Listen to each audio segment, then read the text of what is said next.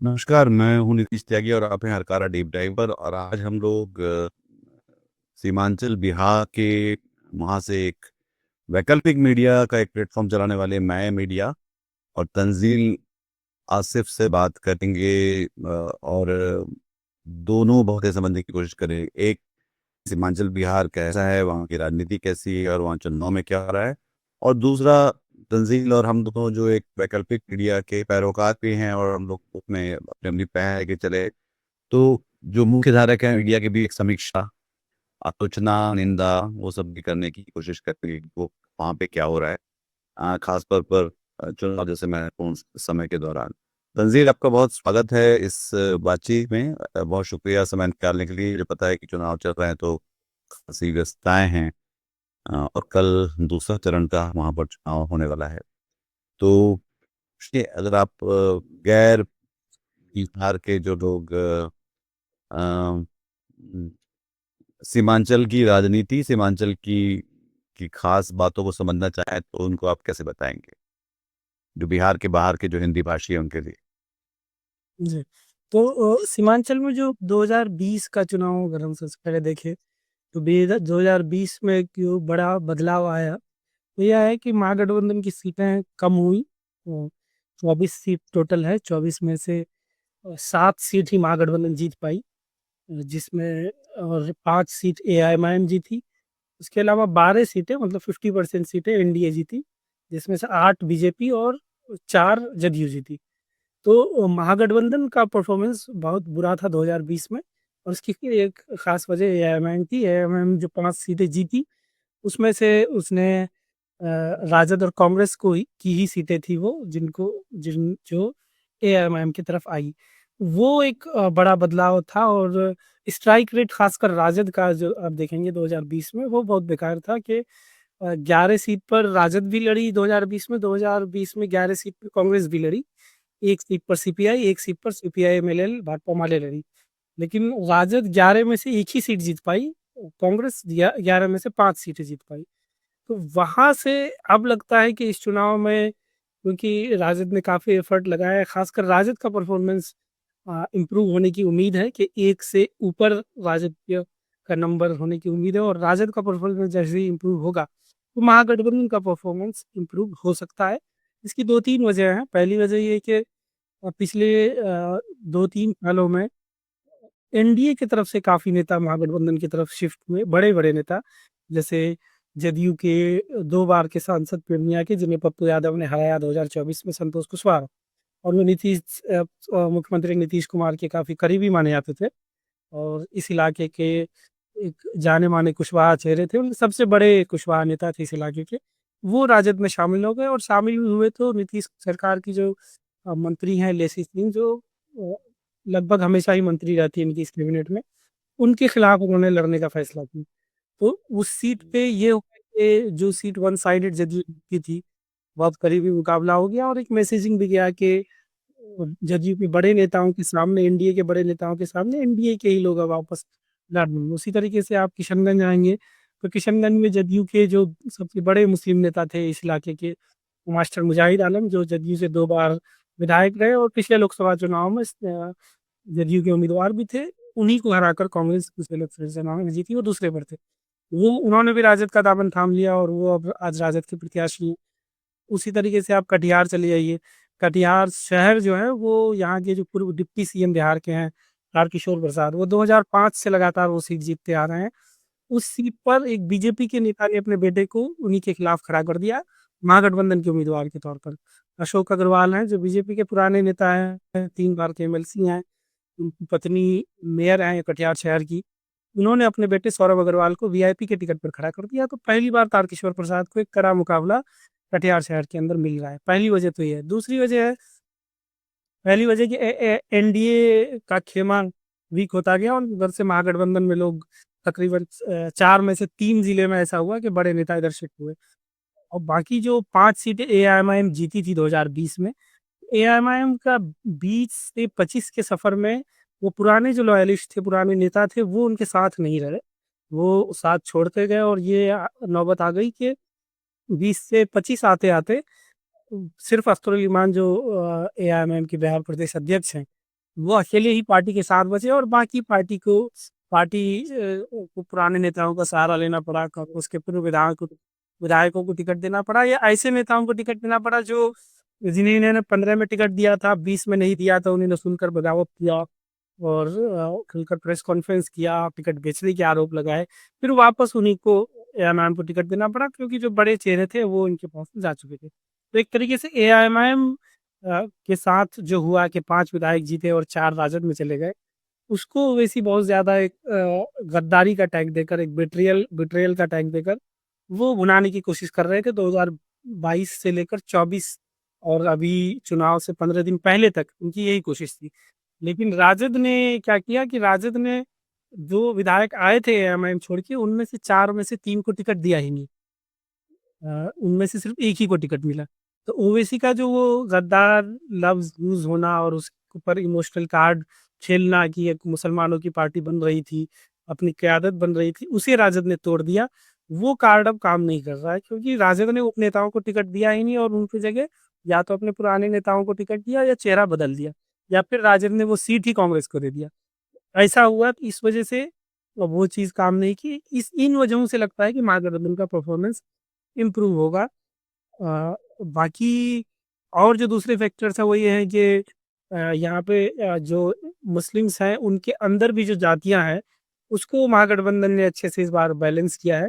सभी जातियों को एक रिप्रेजेंटेशन दिया गया है, पहले भी दिया जाता था लेकिन इस बार थोड़ा-सा और उस दायरे को बढ़ाया गया है। जैसे 3 मुख्य मुस्लिम जातियाँ हैं यहाँ पर, सुरजापुरी मुस्लिम्स हैं, शेरशाहवादी मुस्लिम्स हैं और कुलैया मुस्लिम्स हैं। सबसे ज़्यादा आबादी लगभग 24-25 लाख के आसपास सुरजापुरी मुस्लिम्स की है।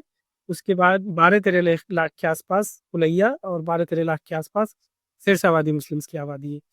तो सुरजापुरी मुस्लिम्स क्या है कि काफ़ी कॉन्सन्ट्रेटेड है, जहाँ भी हैं तो बड़ी संख्या में। जैसे किशनगंज लोकसभा क्षेत्र के अंदर 6 विधानसभा हैं, तो 6 विधानसभा सुरजापुरी डोमिनेटेड है। तो इसमें ऐसे में क्या हो जाता है कि 6 में सुरजापुरी को ही कैंडिडेट बनाना पड़ता है, जो खासकर महागठबंधन को। तो इस बार महागठबंधन नहीं तो 5 में तो बनाते ही हैं। पिछले बार 5 में पिछले बार एआईएमआईएम ने 5 में बनाया था। इस बार महागठबंधन ने 6 के 6 में सुरजापुरियों को टिकट दिया। उसके अलावा कटिहार आप जाते हैं तो वहाँ पर 2 सीट सुरजापुरी डोमिनेंट है। 1 सीट में सुरजापुरी और मुस्लिम्स की आबादी लगभग बराबर है, जिसपे शकील अहमद खान जो कांग्रेस के बड़े नेता हैं, बिहार प्रदेश अध्यक्ष कांग्रेस विधायक दल के नेता हैं शकील अहमद खान, वो वहाँ से विधायक 2 बार के हैं। तो उनके भी सीट पर आबादी है लेकिन मिक्स आबादी है। तो उनके सीट के अलावा बाकी बलराम और प्राणपुर 2 ऐसी सीट जहाँ पर सुरजापुरी आबादी ज़्यादा है, वहाँ पर भी महागठबंधन ने सुरजापुरी मुस्लिम को उम्मीदवार बनाया है। तो कुल 8 सुरजापुरी मुस्लिम उम्मीदवार महागठबंधन ने बनाया है।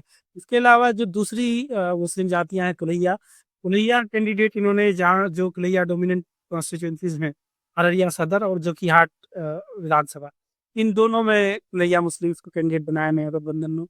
अब शेरशाहवादी मुस्लिम्स को भागीदारी पिछले कुछ सालों में बहुत कम हो गई है। पहले शेरशाहवादी मुस्लिम्स के 2-3 विधायक हुआ करते थे, लेकिन पिछले 15-20 सालों में उनकी रिप्रेजेंटेशन कम होती जा रही थी। लेकिन कांग्रेस ने अपने एक युवा नेता तौकीर आलम को बरारी से कैंडिडेट बनाया है, तो उनका भी एक रिप्रेजेंटेशन रहा है। इसलिए मुझे लगता है कि महागठबंधन एक बैलेंस लेकर इस तरीके से रही है, किसान माह बेहतर।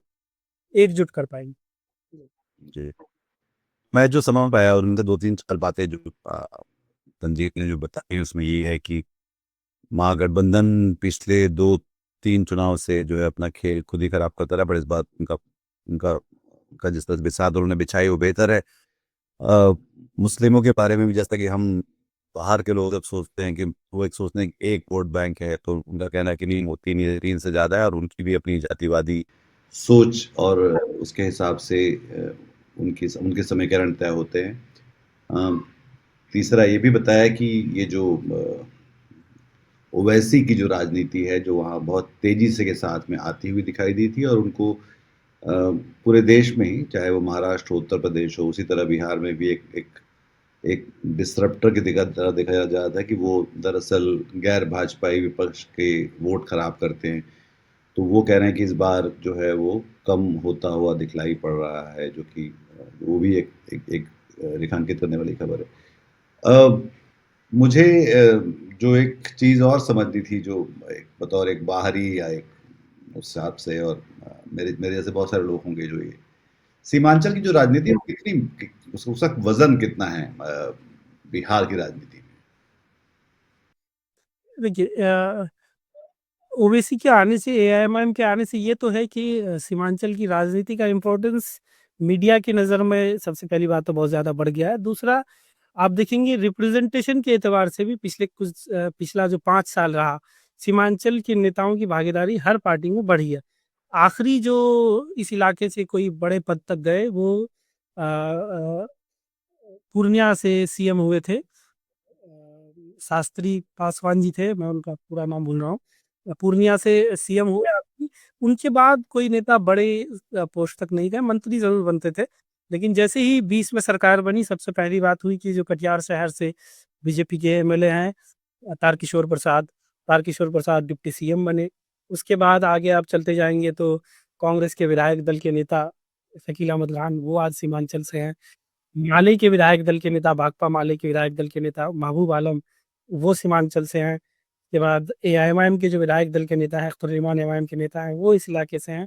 तो ये एक्टिविटियाँ, ये गतिविधियाँ आप देखेंगे पिछले 5 सालों में भागीदारी बढ़ी है। दूसरा, भले ही महागठबंधन ने ये चीज़ की घोषणा नहीं की हो, एक जो अंडर करंट इधर चल रहा है, तेजस्वी ने इशारों-इशारों में कहा है बस कि हम मुकेश साहनी को डिप्टी सीएम बनाएँगे ही, उसके अलावा एक मुस्लिम डिप्टी सीएम भी होगा और एक दलित डिप्टी सीएम भी होगा। ऐसा महागठबंधन के नेता और तेजस्वी यादव भी इशारों-इशारों में कहते रहे हैं। लेकिन उनके जो इधर के नेता हैं, उन्होंने उस इलाके, उस मुद्दे को अच्छे से फैला दिया है कि हर एक विधानसभा में यही चल रहा है कि यहाँ से जो मुस्लिम विधायक जीतेगा वही डिप्टी सीएम बनेगा। सब नेताओं ने अपने-अपने इलाकों में, खासकर जो पुराने नेता हैं, उनके विधानसभा से प्रवेश करने लगा है कि इनको जिताओ, ये डिप्टी सीएम बनेगा। तो पहले इस तरह की चीज़ें नहीं होती थी। पहले मैक्सिमम बोला जाता था कि अच्छा इनको जिताओ, बहुत दिनों से जीत रहे हैं, ये मंत्री बन सकते हैं। लेकिन इस बार सीएम और डिप्टी सीएम बनने की बात सीधे हो रही है। ये बहुत बड़ा बदलाव है। खासकर ओवैसी भी अपने स्पीचेज़ में, जब ये चीज़ उन्होंने भी भाँपा कि अब डिप्टी सीएम वाली बात होने लगी है, तो ओवैसी अपने स्पीचेज़ में कहने लगे कि हम डिप्टी सीएम से क्यों मानेंगे, सीमांचल का बेटा मुख्यमंत्री क्यों नहीं बन सकता, मुख्यमंत्री भी बनेगा। तो अब वो रिप्रेजेंटेशन का दायरा एक-एक कदम बढ़ता जा रहा है कि हम सिर्फ संख्या से नहीं मानेंगे कि आपने पर्याप्त मुसलमानों को और हर जाति के मुसलमानों को टिकट दे दिया। नेक्स्ट आता है कि आपने हमें मंत्रालय दे दिया, नेक्स्ट आता है डिप्टी सीएम दे दिया और फिर उससे आगे कि मुख्यमंत्री का पद दे दिया। तो इस तरीके की बातें पहले नहीं होती थी, खासकर मुस्लिम तबके में। क्योंकि मुस्लिम सीएम जो हुए भी वो सीमांचल से नहीं हुए। बिहार में सिर्फ एक मुस्लिम सीएम हुए, अब्दुल गफूर, वो इस इलाके के नहीं थे।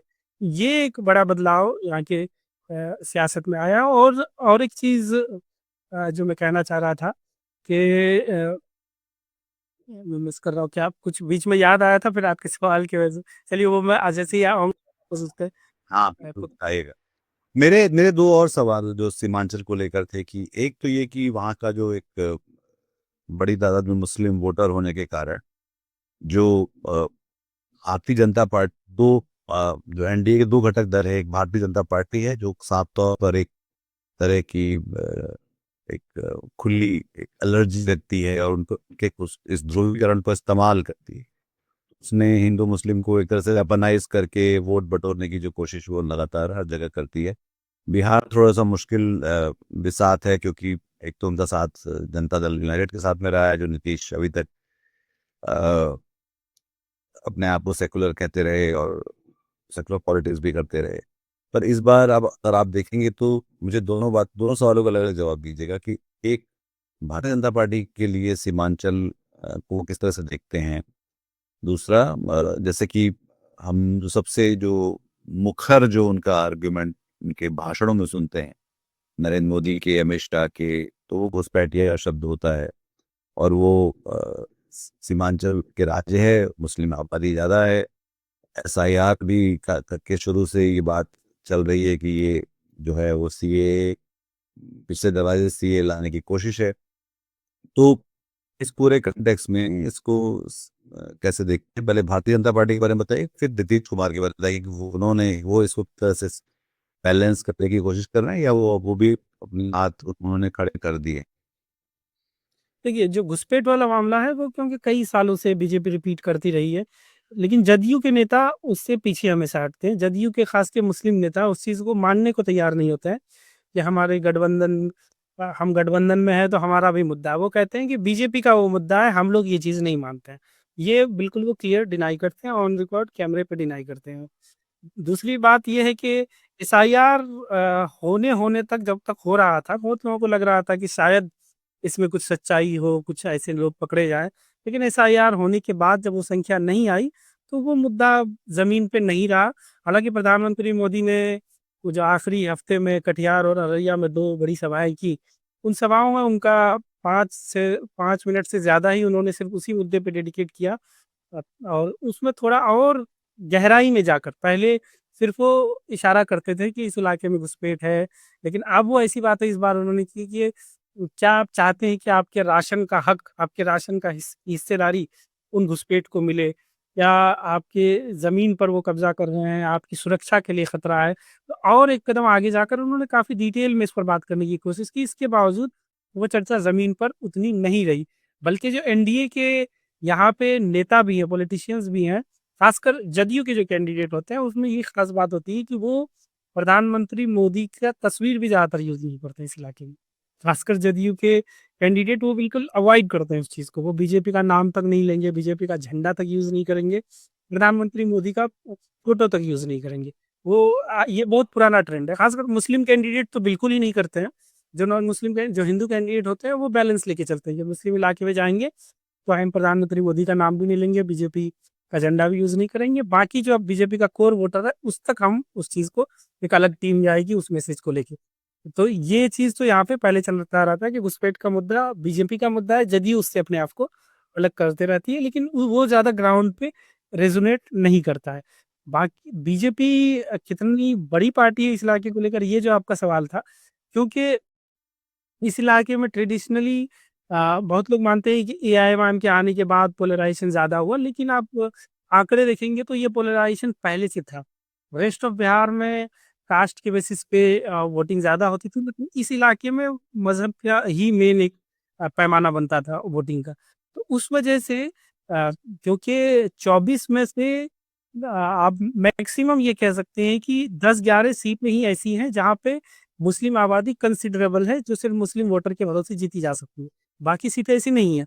तो जब पोलराइज़ेशन होता है तो ज़ाहिर-सी बात है वो एनडीए वो सीटें जो आज जो एनडीए ब 2020 में जो एनडीए 12 सीटें जीती हैं, उसमें से सिर्फ़ प्रांत ऐसा सीट है जिसको जो आप कह सकते हैं कि महागठबंधन के नेताओं की आपसी लड़ाई की वजह से, बगावत की वजह से, 2 कैंडिडेट के लड़ने की वजह से बीजेपी जीती। नहीं तो बाकी 11 सीटें बीजेपी कंफर्टेबली जीती है। अब उन सीटों पे इस बार हालाँकि बीजेपी को चैलेंज मिल रहा है, लेकिन वो 11 बीजेपी नहीं, सॉरी, एनडीए बाकी 11 सीटों पे कंफर्टेबली जीती है।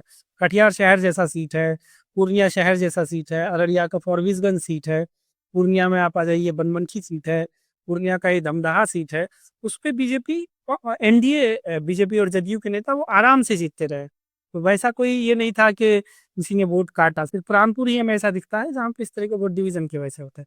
तो अ, आप ये मान के चलिए कि 50% सीट पे वो कंफर्टेबल लड़ाई लड़ते हैं एनडीए वाले, जी। मतलब 24 जी। एक इसमें रेखांकित करने वाली बात ये भी है कि वो एसआईआर के समय से और पहले से भी ये असम में, झारखंड में भारतीय जनता पार्टी ने घुसपैठियों का काफ़ी एक चुनावी नारा बनाया और बनाने की कोशिश की और लगे लगे रहे उस पे। पर गृह मंत्री होने के बावजूद भी अमित शाह कोई बहुत अधिक कन्विंसिंग डेटा नहीं दिखा पाए कि कितनी घुसपैठ हुई है या कितने लोग पकड़ गए। जबकि बिहार में 20 साल से करीब नीतीश कुमार की सरकार रही है और केंद्र में 2014 से हैं। अब ये बात बस एक चीज़ मैं जोड़ना चाहूँगा, इसमें सबसे इंटरेस्टिंग चीज़ ये है कि हिंदी मीडिया में जो घुसपैठ को लेकर इधर खबरें भी चलती है, वो एक्चुअल में वो बांग्लादेश बॉर्डर में पकड़ाते हैं या सिलीगुड़ी में पकड़ाते हैं, जो यहाँ से 70-80 किलोमीटर दूर है। लेकिन क्योंकि हिंदी अखबारों को वो खबर बेचना है यहाँ के रिपोर्टर्स को, तो वो हेडलाइन क्या देंगे, किशनगंज में पकड़ा है। जबकि किशनगंज में ये रेयर होता है, किशनगंज तो नेपाल से बॉर्डर साझा करता है। तो जो भी इस तरह की चीज़ें होती हैं, खासकर ज़्यादातर चाइना का कोई सिटीज़न पकड़ाता है या जो चाइना के आस-पास की कंट्रीज़ हैं, वहाँ से कई बार लोग पकड़ाते हैं, तो वो सब सारी एक्टिविटी सिलीगुड़ी के आस-पास के इलाके में होती है और खबरें चलाई जाती है कि किशनगंज में पकड़ा है। एक चीज जो इम्पोर्टेंट मैं रेखांकित करना चाह रहा था, जो मैं भूल गया था उस वक्त, ये एआईएमआईएम की जो मेन आउटसाइड हैदराबाद जो आप देखेंगे एक जो ट्रेंड रहा है, वो अपनी जीती हुई सीटों को रिटेन नहीं कर पाती है उमूमन। अब तक इनके हैदराबाद के बाहर की हिस्ट्री में सिर्फ एक ही सीट है मालेगांव सेंट्रल, जिसको इन्होंने बहुत कम वोटों के मार्जिन से, लगभग सिर्फ 100 वोटों के मार्जिन से पिछले चुनाव में बचाया है। बाकी जो भी सीट है, इम्तियाज जलील जब विधायक बने, जो सीट जीते थे वो हार गए। फिर इम्तियाज जलील सांसद बने, वो सीट हार गए। किशनगंज में जब बिहार में इनकी शुरुआत हुई, किशनगंज शहर में उपचुनाव जीतकर अगले ही चुनाव में 9 महीने में ही वो सीट हार गए। तो रिटेन सीटों को करने का इनका जो है, ये बहुत बड़ा प्रॉब्लम है कि सीटों को रिटेन नहीं कर पाते। तो ये इनके लिए सबसे बड़ा खतरा है, और यही खतरा इनको इस बार सता रहा है कि जो 5 सीट इस बार पिछले बार जीते थे, उसमें से रिटेन कितना कर पाएंगे। अब एक और सवाल इस बात को लेकर है कि प्रशांत किशोर की जो जनस्वराज है उसकी सीमांचल में उसकी कैसे पैठ बताई। एक ही सीट है, सीमांचल ही नहीं, मुझे तो लगता है कि पूरे बिहार में वो सीट है, अररिया का जोकीहाट सीट। जोकीहाट की सियासत उमूमन ये रही है पिछले, आप देखेंगे 2018 जब राजद के बड़े नेता हुए तस्लीमुद्दीन, मरहूम तस्लीमुद्दीन, तो उनके देहांत के बाद उनके 2 बेटों में आपसी लड़ाई होनी शुरू हुई। 3 बेटे हैं उनके, सबसे बड़े बेटे सियासत में नहीं है, लेकिन मझले और छोटे बेटे सियासत में है। तो वो मझले बेटे और छोटे बेटे में उनकी विरासत के लिए लड़ाई शुरू हुई, और जो कि हाट में दोनों आपस में ही लड़ते हैं। तो 2020 में एक एआईएमआईएम से उम्मीदवार थे, दूसरे राजद से उम्मीदवार थे। एआईएमआईएम उसको जीत गई। इस बार एआईएमआईएम से भी उनको टिकट नहीं मिला। एक जो सिटिंग है जो राजद में है, राजद ने उनको टिकट दिया। मजले भाई जो हैं वो जनसुराज से लड़ रहे हैं। वो कई सुनने में आता है कि एआईएमआईएम जनसुराज कई पार्टियों का उसने उन्होंने दरवाजा, एआईएमआईएम से लेकर कई पार्टियों का उन्होंने दरवाजा खटखटाया, लेकिन किसी वजह से बात नहीं बन पाई। तो लास्ट में उन्होंने जनसुराज से टिकट लेकर वहां पे लड़ने का फैसला किया। तो वहां पर कोई और दूसरा फैक्टर मायने ही नहीं रखता, वो अगर इंडिपेंडेंट भी लड़ते। बल्कि ये बात प्रशांत किशोर ने खुद अपनी सभाओं में कहा है, जो कि याद है, कि ये अगर इंडिपेंडेंट भी लड़ते तो मुकाबले में होते और अच्छा फाइट देते। बस हमारे पास इनको एक अच्छे डॉक्टर की तरह मानिए, जो अच्छे अस्पताल में आए हैं, इसलिए ये जनसुराज हैं। तो ऐसी बातें प्रशांत किशोर भी एक्सेप्ट करते हैं। तो जो कि हाट अभी पूरे बिहार का प्रशांत किशोर के लिए सबसे होपफुल सीट बन गया है, कि जहां उन्हें दिख रहा है कि ये सीट जीत सकते हैं। उसके अलावा कोई भी सीट में ये इतनी क्लोज फाइट तो नहीं। जो कि हाट में दोनों भाइयों के अलावा एनडीए के कैंडिडेट हैं, और एआईएमआईएम वहां से जीती हुई थी, एमआईएम के भी कैंडिडेट है। तो चारों कैंडिडेट में 4 कॉर्नर कॉन्टेस्ट हो रहा है, लेकिन ज्यादा लोगों को उम्मीद है कि इन्हीं दोनों भाइयों में से कोई भाई जीतेगा, क्योंकि भाई सिर्फ वैसी रही है।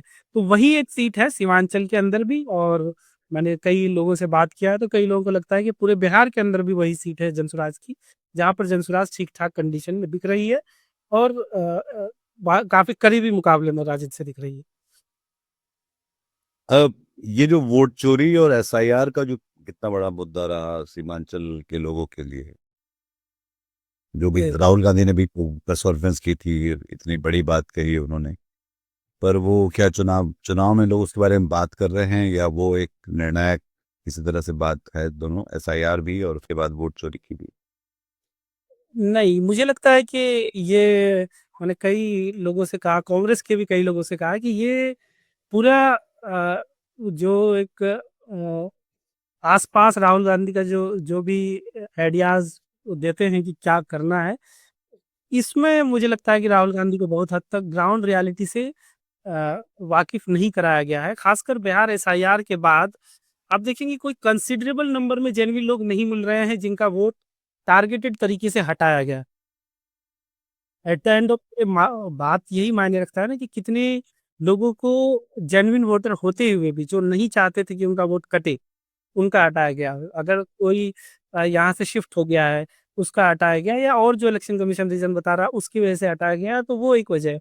लेकिन सैकड़ों में लोग मिल जा रहे हैं, 1 2 3 4, लेकिन वो भी, उसको भी इलेक्शन कमीशन ऑप्शन दे रहा है, दिया था मतलब कुछ दिनों पहले तक, कि आप इजीली एक फॉर्म भरें, ऐड हो जाएगा। तो वो एक पूरा प्रोसेस था, वो वो लोकल नेताओं की मदद से वो करवा सकते थे। तो जब नंबर कंसिडरेबल नहीं था, तो ग्राउंड पे सुनने को अच्छा लग रहा था कि एसआईआर के तहत कुछ हुआ है, वोट चोरी है। सिर्फ मैं बिहार के कॉन्टेक्स्ट में कह रहा हूँ।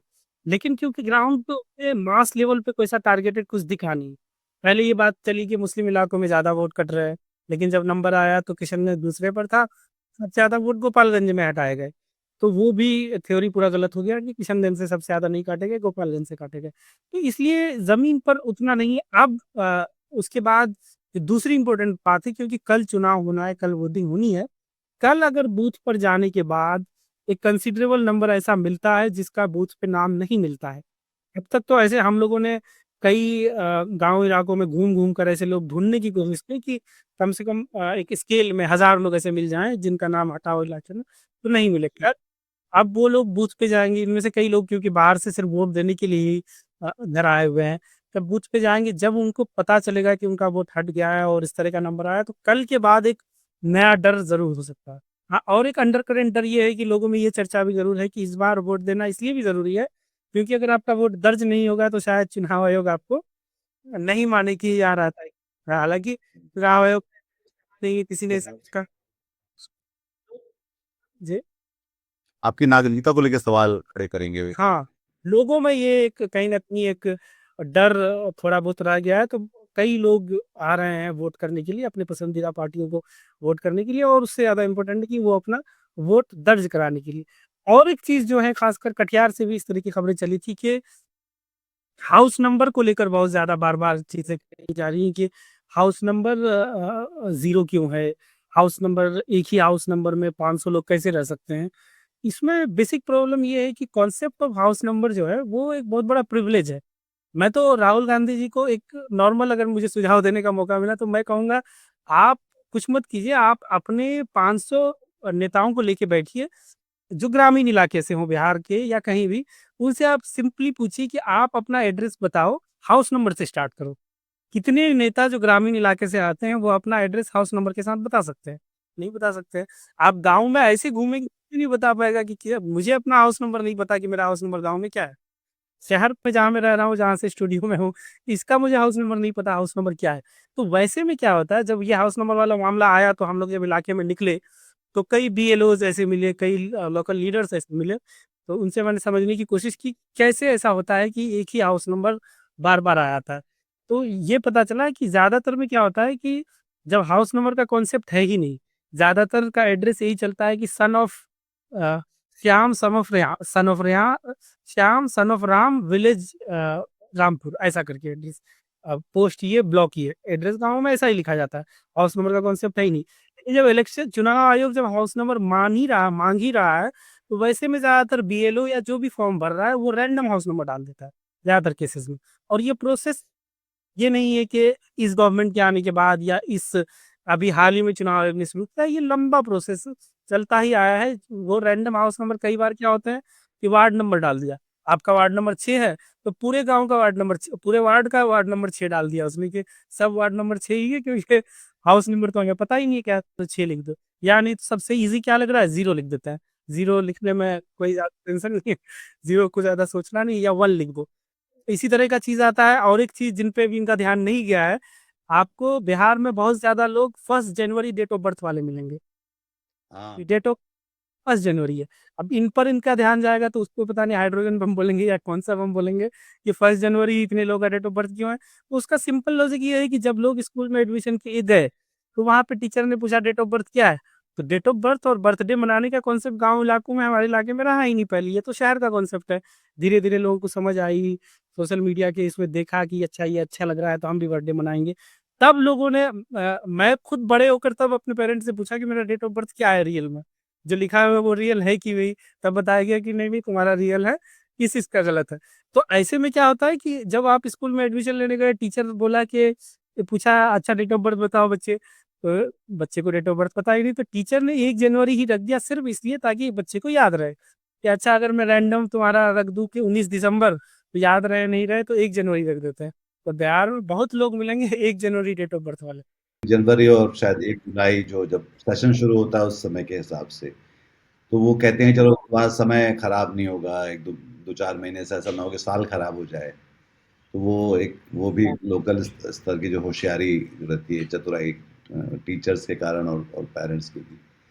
अब अच्छा, तो फिर उसके बाद जो अगला सवाल जो था वो इस बारे में था कि ये जो पूरा इस समय जो चुनाव का कवरेज चल रहा है, जो कि सबसे महत्वपूर्ण, और जैसे कि कल मैं श्रवण गा के साथ बात कर रहा था, तो वो उनका कहना था कि ये देश के लिए निर्णायक चुनाव है, बिहार का चुनाव जो है।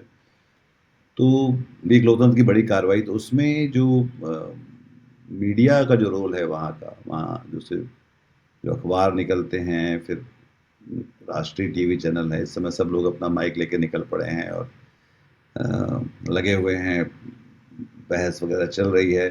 फिर बहुत सारे लोग हैं जो डिजिटल में काम कर रहे हैं, जैसे कि आप करते हैं, या वहाँ स्थानीय स्तर पे कई सारे ऐसे लोग होंगे जो कि अपना हाइपर लोकल प्लेटफॉर्म लेके चलते हैं। तो ये जो इकोसिस्टम है, ये इसको असर की तरह से, इसका महत्व की तरह से, इसको आप कैसे देखते हैं कि पूरा जो लोगों को सूचना, जानकारी, समझ-बूझ उनकी कैसी विकसित हो रही है चुनाव को लेकर, और किस स्रोत से हो रही है? इस पूरे इस पे प्रॉब्लम ये है, खासकर रिसेंट डेज में जो हुआ है कि व्यूअरशिप लेने के चक्कर में, एंगेजमेंट बढ़ाने के चक्कर में ज़्यादातर चीज़ें ये डिसाइड करनी है कि चल क्या रहा है। तो इस बिहार चुनाव में पिछले हफ्ते तक सिर्फ मोकामा चला। तो आप कोई भी चैनल उठा के देख लेंगे कि ज़रूरत से ज़्यादा मोकामा पे स्टोरीज़ हैं, जितनी रिक्वायर्ड है ही नहीं। बल्कि मैंने बड़े-बड़े चैनल्स का ये देखा कि एक स्थानीय रिपोर्टर ने वो मोकामा से स्टोरी कर दी, उसी स्टोरी को दिल्ली से रिपोर्टर आके कर रहा है, उसी स्टोरी को फिर शॉर्ट्स के फॉर्म में डाला जा रहा है। और कई लोगों ने तो, कई जो नए चैनल्स खुले उन लोगों ने तो 1-1 हफ्ते तक अपना ठिकाना ही मोकामा बना लिया, क्योंकि मोकामा पे हिट्स ज़्यादा आ रहे थे। इससे बेसिक प्रॉब्लम क्या होता है कि एक इको चेम्बर क्रिएट हो जाता है। ये आपकी जो बायसेस हैं वो और स्ट्रॉन्ग होते हैं। ये मोकामा एक एग्ज़ाम्पल है, लेकिन उसके अलावा भी आप किसी के इस पे व्यूअरशिप ज़्यादा। पीपली लाइव, पीपली लाइव की तरह हो गया वो भी दरअसल, जिससे जी। फिल्म बनी थी। आप देखेंगे कि लास्ट इलेक्शन का मैं बता रहा हूँ ट्रेंड, लास्ट इलेक्शन में 20 में जब असदुद्दीन ओवैसी पहली बार एक बड़े स्केल पे उनकी जब चर्चा होने लगी, हालांकि 15 में भी वो चुनाव लड़े थे, लेकिन 20 में ज़्यादा प्रभावी हुए। तो उनके व्यूअरशिप बहुत ज़्यादा थी, उनको देखने वाले देश भर के मुसलमान देखते थे, लेकिन यहाँ के ही, क्योंकि कंटेंट यही बन रहा था, तो आप देखें कि सारे चैनल उन्हीं के पीछे लगे थे।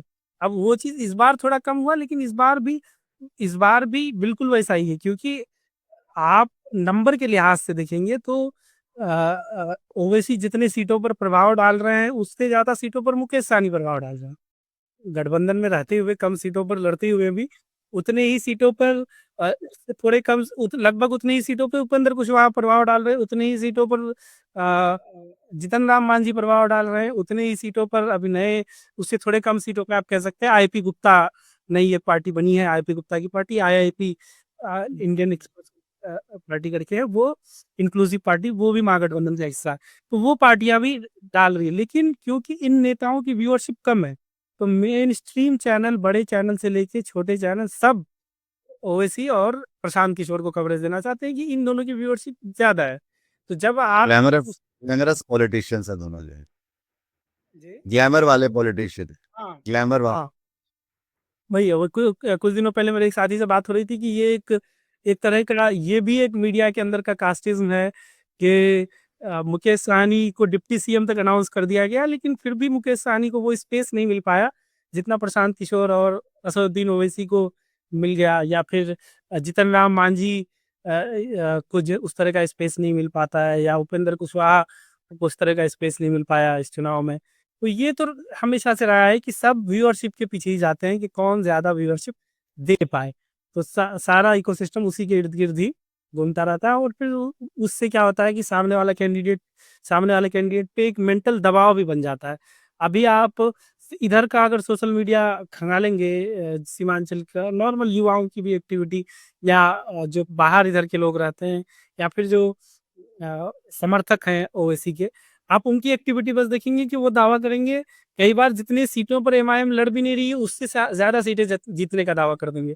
यूट्यूब पे मैं अक्सर देखता रहता हूँ, या जनसुराज जितनी सीटों पर शायद जमानत भी नहीं बचा पाए, जनसुराज के समर्थक उससे कई गुना ज़्यादा सीटों पर उसको बोल देंगे कि ये सीटें तो तय है जहाँ जीतेंगी। लेकिन आप ग्राउंड पे आएँगे तो आप 50 लोगों से बात करेंगे अलग-अलग इलाके में घूम के, तो कोई भी जनसुराज के कैंडिडेट का नाम तक नहीं लेगा। तो ये है, और बाकी कहीं वही हाल एमआईएम का है, जहाँ पर ज़मानत भी नहीं बच सकता, उस सीट पर भी उनके समर्थक जीत का दावा कर दे रहे हैं सोशल मीडिया पे। सिर्फ़ इसलिए क्योंकि एक समर्थक होने की दूसरी वजह ये भी हो जाती है क्योंकि जब ओवैसी या प्रशांत किशोर का नाम जोड़कर वो कोई पोस्ट कर रहा है तो उसपे हिट्स ज़्यादा आ जा रहा है। या ट्विटर पे एंगेजमेंट ज़्यादा आ जा रहा है। वो सिंपल बस ऐसा ही पोस्ट डाल दे रहा है कि ये ऐसी 15 सीटें हैं जहाँ पर एआईएमआईएम जीत रही है। ये 150 ऐसी सीट है जहाँ पर जनसुराज जीत रहा है। सिर्फ़ इतने में से ही उनके इतने समर्थक हैं, इतना एंगेजमेंट मिल रहा है कि उसपे 150-200 रिट्वीट मिल गया। उस बात में कोई दम हो, लॉजिक हो, नहीं हो, ग्राउंड से कितनी हकीकत से कितना उसका जुड़ाव। सही है, जो बिहार पे जो लोग वोट देने निकलने वाले हैं, निकले हैं और निकलेंगे फिर से, जी। तो वो कैसे, उनको जानकारी सूचना सिर्फ अपने से बातचीत करके मिल रही है, या वो अपने मोबाइल पर देख रहे हैं, या वो अपने एक चैम्बर में हैं? बात कहाँ कर रहे हैं, तय कहाँ से हो रहा है कि जैसे कि हम मान लेते हैं कि कुछ सीट्स तो ऐसी होंगी जहाँ पे स्विंग होगा, तो कुछ तो लोग हैं जो बिल्कुल वफादार हैं और डाई हार्ड सपोर्टर है, वो नहीं बदलते। तो जो स्विंग सीट वाले बदलते हैं, जो कि मुश्किल से एक ऐसी सीटों पे 10-15 हजार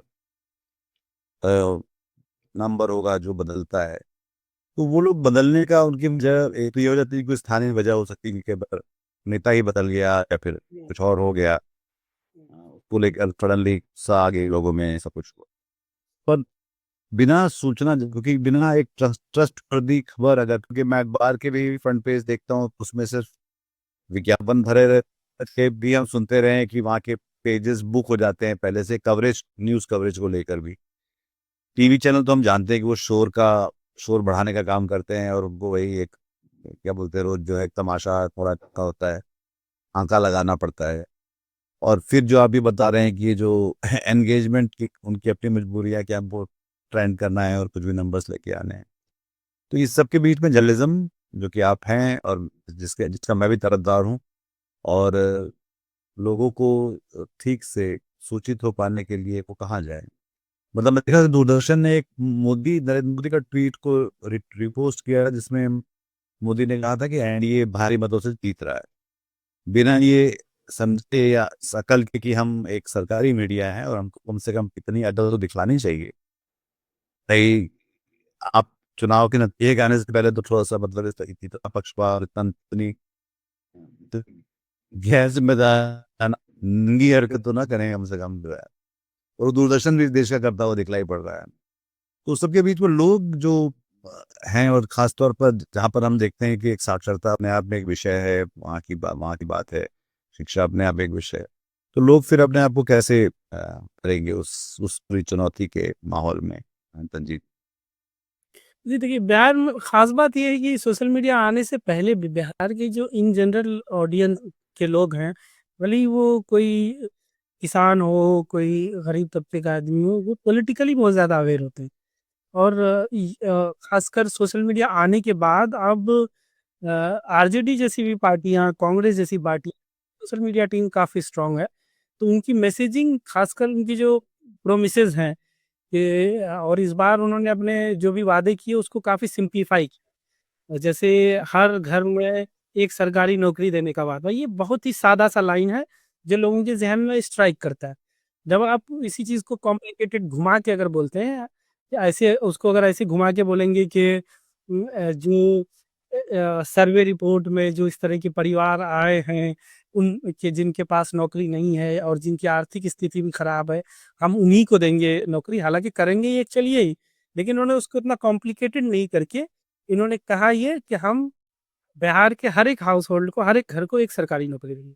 तो ये बहुत ईज़िली घर-घर तक बात पहुँच गई, उनके टारगेट ऑडियंस तक, उनके लोगों तक ये बात पहुँच गई।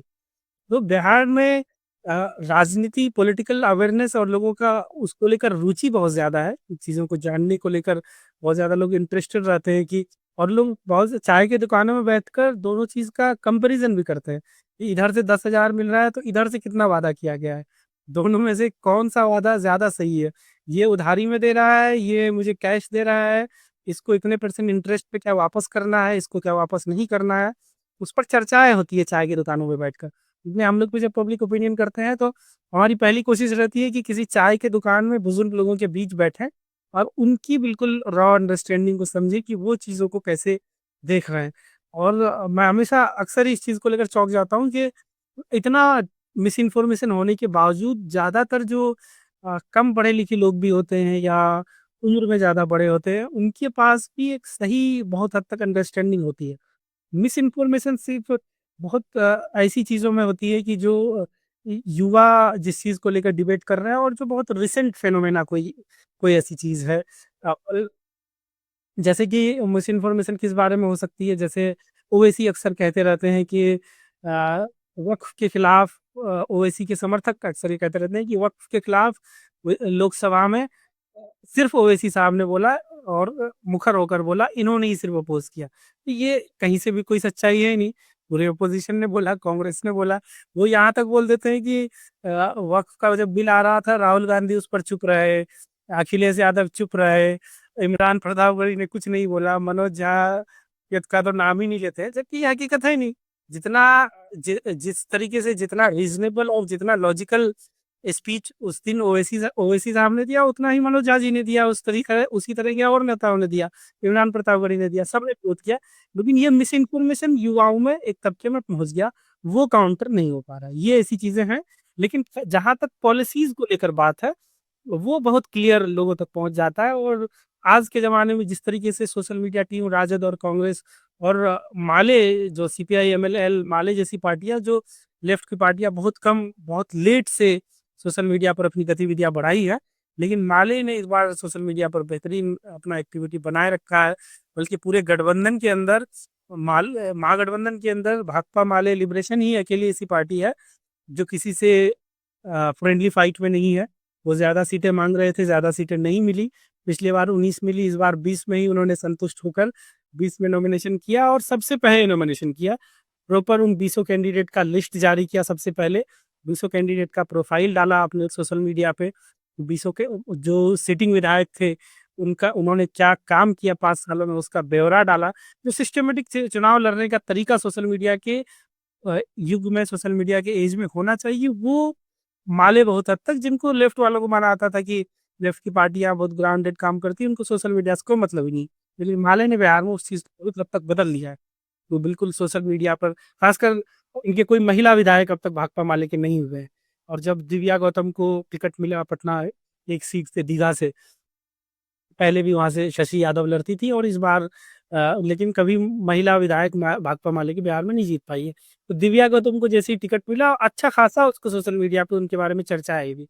एक इस वजह से कि पहली महिला विधायक में भी बन जाए वो पॉसिबिलिटी को लेकर। दूसरी ये कि जो सुशांत राजपूत एक्टर थे, उनके रिश्ते में है, और सुशांत राजपूत के एक दूसरे रिश्तेदार बीजेपी में है, नीरज बबलू। तो नीरज बबलू और उनसे कनेक्शन की एक एक भाई बीजेपी में है और बीजेपी का काफी वोकल लीडर है, काफी नफरती बयान देता रहता है। और उनकी बहन दिव्या गौतम जो है भाकपा माले सिविल सर्विसेज छोड़ के सिविल सर्विसेज की नौकरी छोड़ के वो एक्सट्रीम राइट और एक्सट्रीम लेफ्ट को जा रहा है। तो इसको लेकर चर्चाएं हुई, मतलब कहने का मतलब है कि सोशल मीडिया पर चर्चाएं हुई और लोगों तक बात पहुंची कि अच्छा, माले ने भी महिलाओं को अच्छी सीट से खड़ा किया। तंजील, आखिरी दो सवालों में से एक सवाल जो ये है कि ये जो इस समय ये जो इसको बोल रहे हैं कि निर्णायक बातें, जो निर्णायक बातें ये हैं कि जो आज जो जीविका दीदी हैं उनको दस्तावेज दिए गए हैं, तो एक तरफ महिला वोटर्स को कंसोलिडेट करने में, और नीतीश कुमार ने लंबी लंबी उसको लेकर कोशिश भी की है, और जो एक तरह से उन्होंने एक अपना वोट बैंक महिलाओं के बीच में खड़ा तो जरूर किया है। इधर तेजस्वी का जो नौजवानों के साथ जो काम है, जनरेशन जी वाले लोग हैं, जहाँ पर जैसा कि आप कह रहे थे कि हर घर में नौकरी देंगे, और पहले भी जो उनका ये रिकॉर्ड रहा है कि नौकरी वोकरी देने का, तो वहाँ पे जो कि हालात काफ़ी खराब रहते हैं, माइग्रेशन उससे ज़्यादा होता है वहाँ से। तो ये जो दोनों फैक्टर्स हैं जो नए वोट बैंक की तरह खड़े होते हुए दिखलाई पड़ते हैं, वो उतना कितने सच हैं, और दूसरा ये कि वो किस तरह से चुनाव में असर डालने वाली है। मैं थोड़ा इस चीज़ से एग्री नहीं करता हूँ कि महिला वोटर जो है वो कुछ अलग जाकर वोट कर रही हैं बिहार में। इसका मुझे बस जो इस मिसअंडरस्टैंडिंग के पीछे रीज़न ये लगता है, क्योंकि महिला वोट परसेंटेज ज़्यादा है। ज़ाहिर-सी बात है, जब वोट परसेंटेज ज़्यादा है तो विनिंग अलायंस को, एनडीए को ही, और जो पार्टी जीत रही है पिछले 20 साल से सत्ता में है, ज़ाहिर-सी बात है कि उसी को ज़्यादा वोट मिला होगा। लेकिन आप 2020 में जब जदयू को बहुत कम सीटें आई, उसका आकलन करेंगे तो महिला वोटर उस तरीके से क्या जदयू की तरफ शिफ्ट हुई जो 15 की तरह शिफ्ट हुई, क्योंकि महिला वोटों का वोटर्स का नंबर परसेंटेज वो ज्यादा है बूथ पे, जाहिर सी बात है विनिंग पार्टी की तरफ ही ज्यादा गया होगा। सिंपल रीजन है बिहार में, ये सच्चाई से कभी भी इनकार ही नहीं किया जा सकता कि वोटिंग पैटर्न हमेशा कास्ट के बेसिस पे ही होता है। तो पूरा एक परिवार जो एक कास्ट से है उसमें युवा हो या महिला हो सबकी प्रायोरिटी ये होगी कि जो उन्होंने पूरे परिवार ने तय किया है उसी हिसाब से वोटिंग होगी। इंडिपेंडेंट वोटिंग पैटर्न है लेकिन वो इतना नहीं है कि वो कंसिडरेबल हो, वो कोई जीत का मार्जिन डिसाइड कर सके। जो जीविका दीदी वाली बात कही जाती है, जीविका दीदी को मोबिलाइज किया गया है, सब है ठीक है, लेकिन जो जीविका दीदी वोट जदयू को ही करेंगी ये जरूरी नहीं। वो फिर वो जीविका दीदी अपने अपने लोकल फैक्टर्स के हिसाब से, अपने कास्ट फैक्टर्स के हिसाब से भी वोट करेंगी, क्योंकि वहां पर उसको उस चीज को मेजर करने का कोई तरीका ही नहीं है। बस हमारे पास उस चीज को आंकने का यही तरीका है कि ज्यादा वोटिंग परसेंटेज महिलाओं का हो रहा है और जदयू जीत रही है, जदयू नीतीश कुमार का महिलाओं पे फोकस ज्यादा रहा है, तो उस तरीके का कुछ हुआ होगा, लेकिन मुझे बताया नहीं लगता। क्योंकि शिवराज सिंह चौहान के लिए बोलते थे कि लाडली बहन के कारण चुनाव जीतते, पर ऐसा आपको नहीं लगता है कि ऐसा हो? पर जैसे कि जो एक घर परिवार में जाकर अगर हम के कमरे में बातचीत चलती हो, जहाँ जिस दिन वो तय करते होंगे कि आज इस बार हमको किसको वोट देना है, और ये वो लोग हैं जो शायद अपनी अपनी अपने वोट के जो अपने कैंडिडेट बदलते रहे हैं, पार्टियां बदलते रहे, तो वो लोग उनके घर में एक महिला है, इसको 10,000 रुपये मिले हैं और एक या दो नौजवान की जो लोग पढ़ रहे हैं जिनको नौकरियां चाहिए, तो वो लोग किस बेसिस पे अपना वोट तय करेंगे? 10,000 रुपए के लिए या उस नौकरी के लिए जो कि जिसका वो वादा उनसे ओजस्वी कर रहे हैं? कास्ट के बेसिस पे तय करेंगे, नेताओं के वादों पे। कास्ट भी है, कास्ट वो तो न्यूट्रल हो गया, मतलब अब मैं कह रहा हूँ कि ये वो स्विंग सीट्स हैं, तो हमें हमें पूर्ववत भी न चलते हैं कि एक कास्ट भी, चलो कास्ट का भी मामला है कि उसको भी एक आप वो करिए। नहीं, कास्ट को जो यहाँ देखा जाता है, डिसाइड होता है कि कई पैमाने पे देखा जाता है। पहली बात, कैंडिडेट किस कास्ट का है, किस पार्टी का है, वो पार्टी किस कास्ट के लिए जानी जाती है, वो सब भी नहीं तय हो पाया तो वो गठबंधन किस कास्ट के लिए जाना जाता है। अलग अलग स्केल पे लोग उसको मेजर करते हैं, तब जाके वो डिसाइड होता है कि वो किसको वोट देना है। अब जहां तक प्रोमिसेस की बात है, क्योंकि अक्सर ही चुनाव में जो अब 10,000 का अगर इधर दिया जा रहा है इस सरकार की तरफ से, तो सामने वाले ही तो वादा करते जहाँ पे तस्लीमुद्दीन के बेटे लड़ रहे हैं आपस में, दोनों एक ही घर के हैं, हैं। एक जी। ही कम्युनिटी, एक ही, उसमें भी एक ही जात के ही होंगे। हाँ। अब जो है वो एक परिवार जो वहां का है, इसके पास एक महिला, इसको 10,000 रुपये मिले हैं घर में और एक नौकरी का वादा है, तो वो परिवार क्या सिक्का उछालेगा या कुछ क्या सोच के तय करेगा आपके हिसाब से? तो वहाँ के जो ज्यादातर वोटर होते हैं वो कई सालों से, खास सिर्फ जो कि 8 की मैं बात कर रहा हूँ, तो वो दो भाइयों के बीच में बट चुके हैं, वो अलग अलग वजहों से। ज्यादातर वो वजह है कि कुछ पर्सनल कोई रीजंस हैं, कि किसी भाई से कभी कोई किसी तरह का मतभेद हुआ था, मैं किसी काम को लेकर गया था वो नहीं माना, या फिर लोकल जो मुखिया है वो इन्फ्लुएंस करता है कई बार कि लोकल मुखिया इस भाई को सपोर्ट कर रहा है तो वो उधर जाएगा, वो ज्यादा हो रहा थी। लेकिन ये इन चीजों की चर्चाएं, क्योंकि मैंने कम ही देखा है कि घरों में इस तरह की चर्चाएं होती है कि ये वो कर रहा है, ये कर रहा है। अभी मैं अपने गांव में महिलाओं की बात करूं, अभी हमारे यहाँ 2-3 दिनों से मैं भी बैठता हूँ और मैं इसी चीज को समझने की कोशिश करता हूँ कि अब जो जिनके पास इंफॉर्मेशन का उतना एक्सेस नहीं है, उन महिलाओं के बीच क्या चर्चा है, कैसे वोट करेंगी।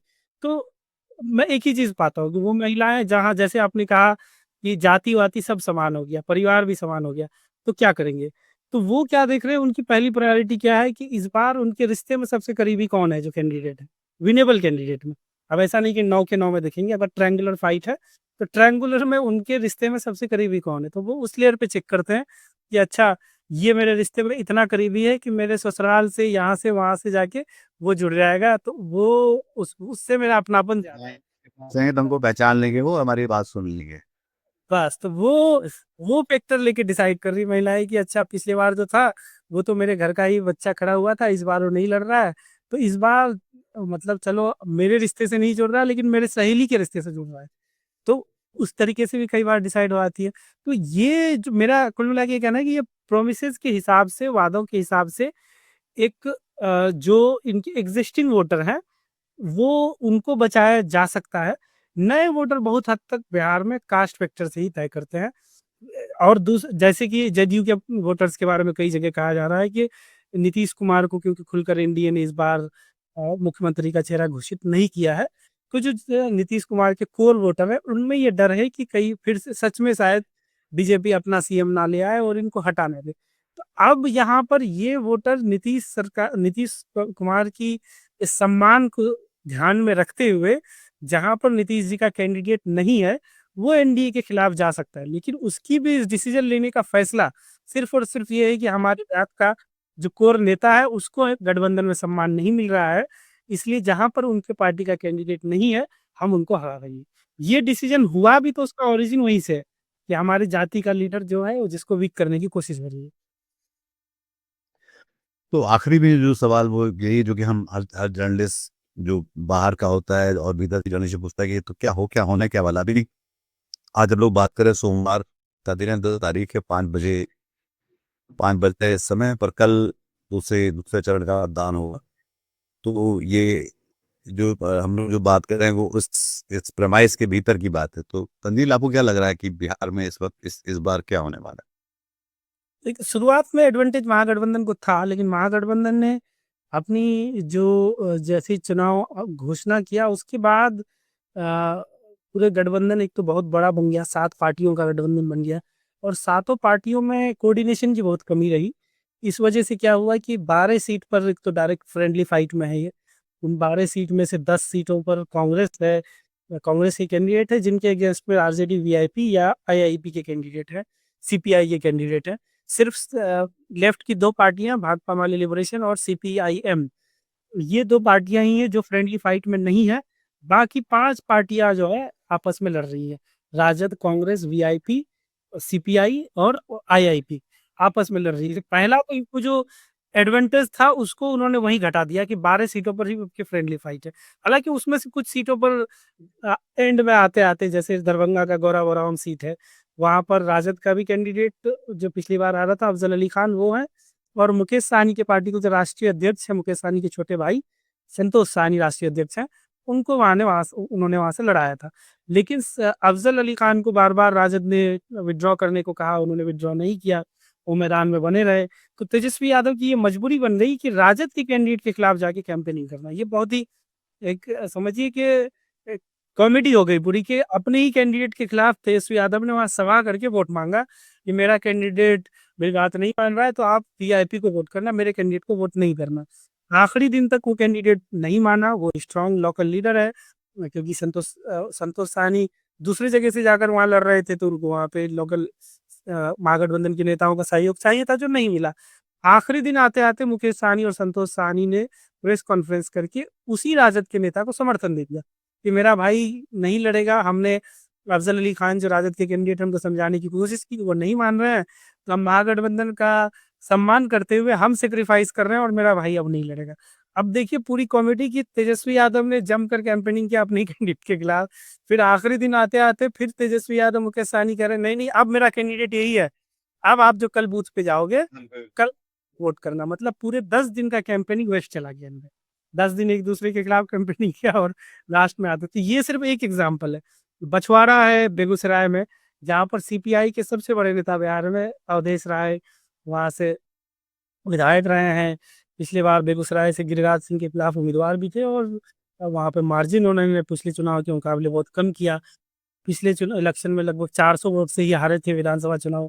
उनके खिलाफ कांग्रेस ने एक युवा नेता शिव प्रकाश गरीबदास को खड़ा कर दिया। हालाँकि हो सकता है कि शिव प्रकाश गरीबदास मुकाबले में उनसे ज़्यादा भारी पड़े, लेकिन वो लड़ाई इतनी हीटेड हो गई वहाँ पे, अब हो गई है कि शिव प्रकाश गरीबदास के लिए कांग्रेस के सारे बड़े चेहरे, इमरान प्रताप गढ़ी, कन्हैया कुमार, सब प्रचार कर रहे हैं।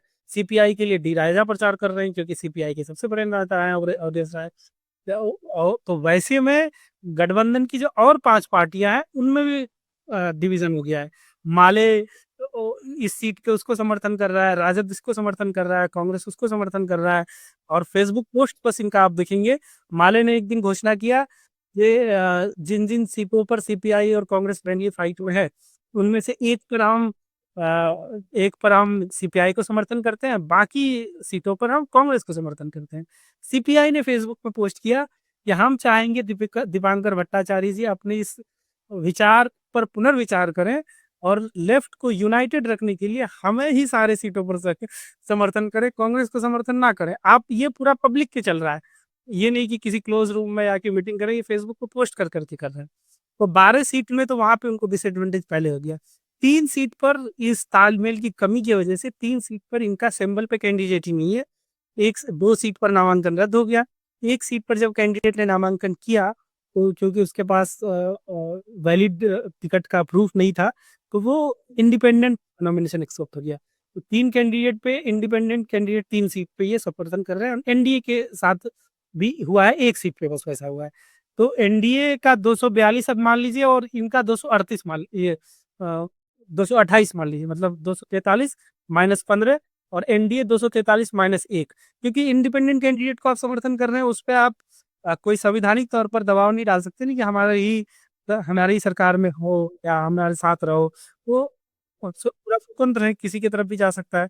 और एक सीट पर तो महागठबंधन से इतनी बड़ी कॉमेडी हुई है कि सगोली सीट है एक चंपारण में, वहां पर महागठबंधन ने तेज प्रताप, जो तेजस्वी यादव के बड़े भाई तेज प्रताप ने अपनी पार्टी बनाई है बगावत करके, जनशक्ति जनता दल, क्योंकि इनके पास कोई ऑप्शन ही नहीं बचा था, तो जनशक्ति जनता दल के कैंडिडेट को महागठबंधन ने समर्थन कर दिया और तेज प्रताप यादव ने उसको कल पार्टी से निष्कासित कर दिया, क्योंकि कि मैं उन्हीं के खिलाफ चुनाव लड़ रहा हूँ, ये हमारे विचारों के खिलाफ है और ये उनसे समर्थन क्यों लेने गया। वो कैंडिडेट फिर फेसबुक पे लिखता है कि मैं तेज भैया से आग्रह करता हूँ कि मैं पार्टी को मजबूत करने के लिए ये कदम उठाया, आप हमें सहयोग करें। ये सारी चीजें पब्लिक डोमेन में चल रही, तो 15 सीटों पर इनका कुल मिला के जो रहते एडवांटेज पहले से था, एंटी इनकम्बेंसी और जिस इस स्ट्रेटेजिक तरीके से चल रहे थे, राहुल गांधी की यात्रा, तेजस्वी की यात्रा, उसकी वजह से जो फायदा मिला था, वो 15 सीट पर इन्होंने अपनी कमजोरी जाहिर करके उस फायदे को कम कर दिया।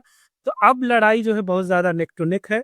एनडीए महागठबंधन को खासकर अपना स्ट्राइक रेट बहुत ज्यादा ही सुधारना पड़ेगा। कांग्रेस का स्ट्राइक रेट जो कि पिछले बार बहुत बुरा था, वहां से उनको बहुत ऊपर आना पड़ेगा, तभी जाकर सरकार में आ सकती है। पहले के वाली लड़ाई अगर अच्छे से लड़ते तो उम्मीद ज्यादा थी कि हो सकता था। जो एनडी मतलब आपको पता है जो है कि है वहाँ पे। हाँ, अभी बिल्कुल नेक टू नेक है, सिर्फ इसी वजह से क्योंकि इनकी कोऑर्डिनेशन में कमी रही। 15 सीट का जो 15 सीट जिन पे स्ट्रेटेजिक तौर पर अगर लास्ट डे पे ये कुछ कर भी लेते हैं, फिर भी क्योंकि दोनों पार्टी का कैंडिडेट रहेगा, सिंबल दोनों पार्टी का रहेगा, और मुकेश सहनी के वोटर हैं वो नाव के सिंबल को पहचान चुके हैं।